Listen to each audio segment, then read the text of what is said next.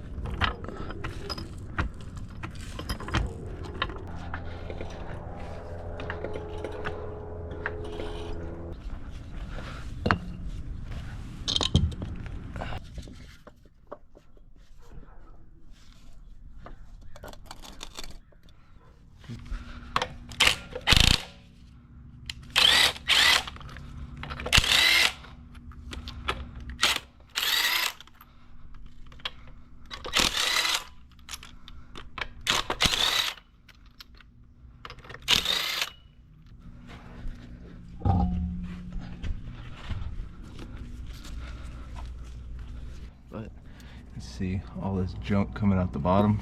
This thing's making a thudding noise, and they're ready to go. So you got these 2 on the bottom. They are gonna be 15s, and then you got these 3 on the top. Wax those up from the engine bay. There's an electrical connector right here. Should be hopefully pretty quick.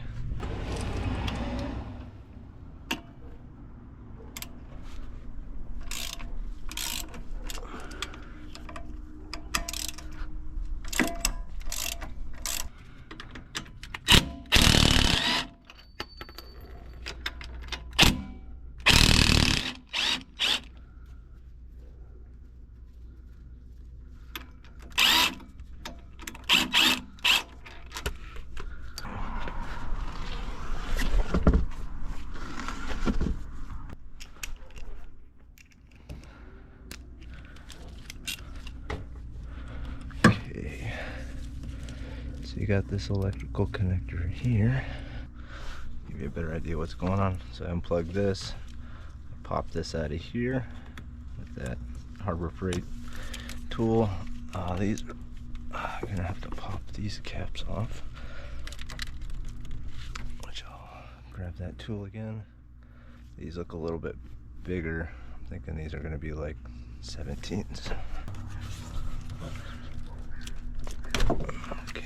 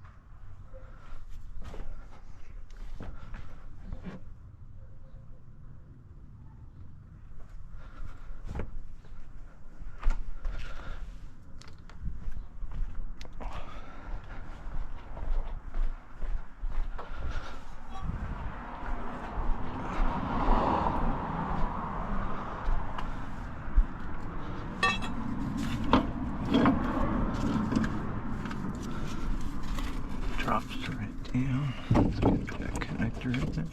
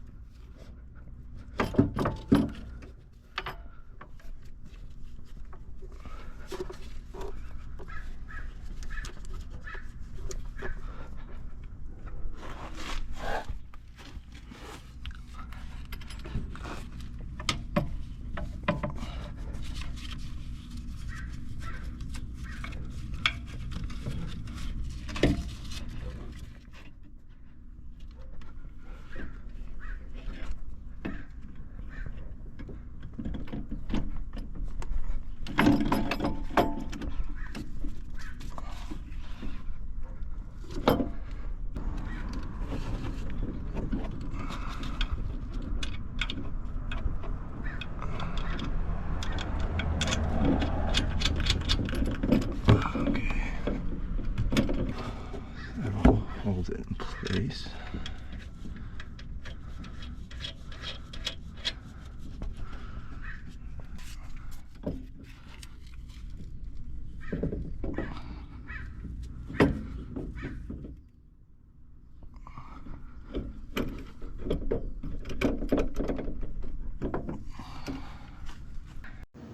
I realized after the fact this step was kind of unnecessary, disconnecting the sway bar.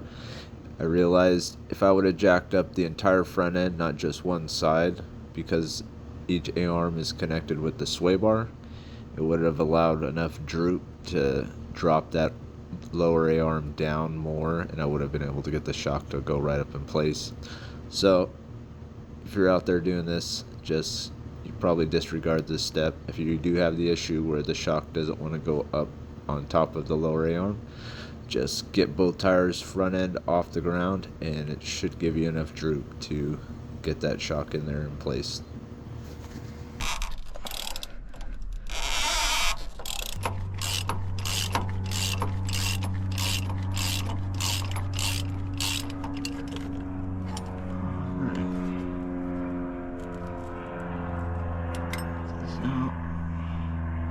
Probably could have went with new sway bar and links, but it's alright.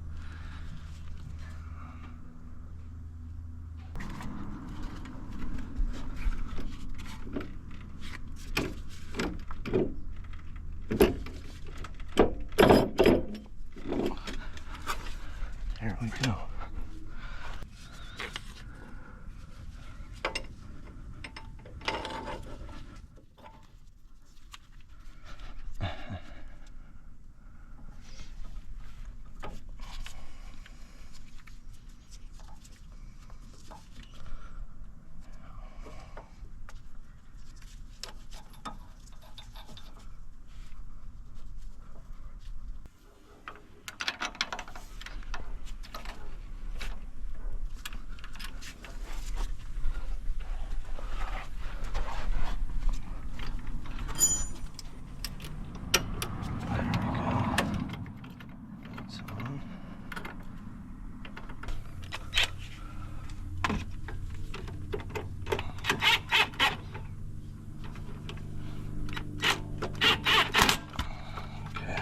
Fairly on.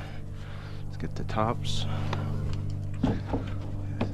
Reuse the factory hardware because it's definitely a lot beefier. So I'll stick with these.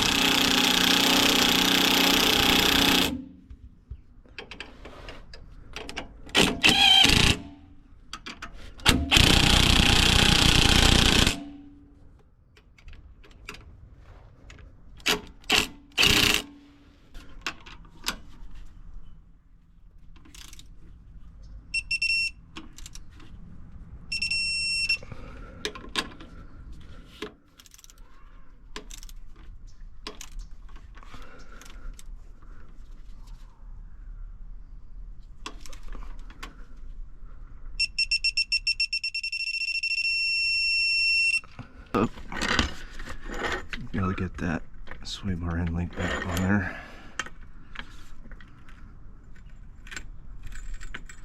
Hopefully.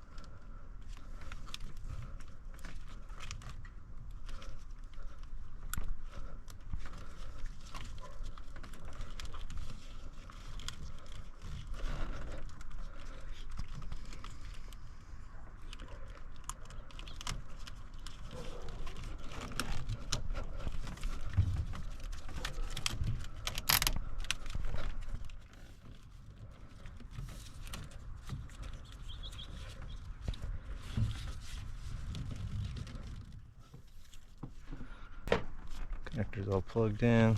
Got these pushed back down on there, and should be good to go. These are all torqued.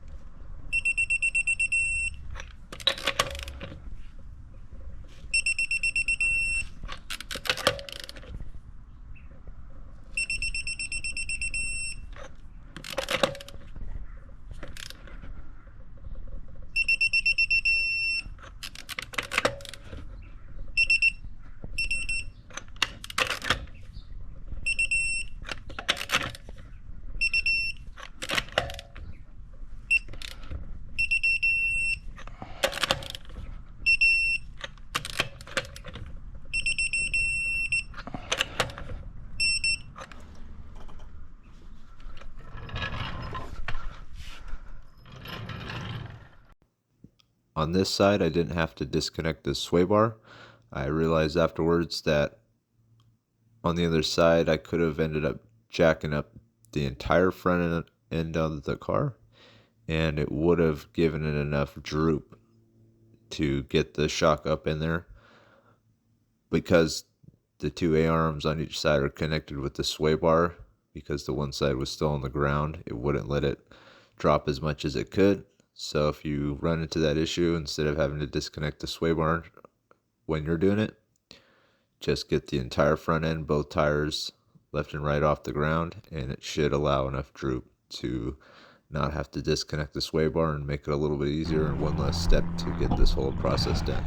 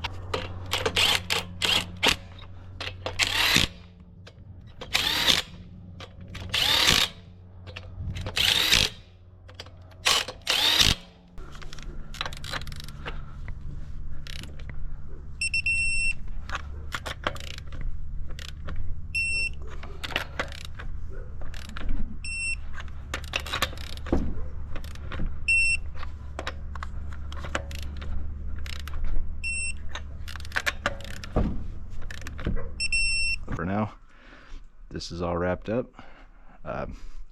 Next project we're going to get into is I'm going to start taking the front bumper off of this thing and get the supercharger off, and then we'll work on getting the motor out of there. So this will be the next project. Thanks for watching, guys.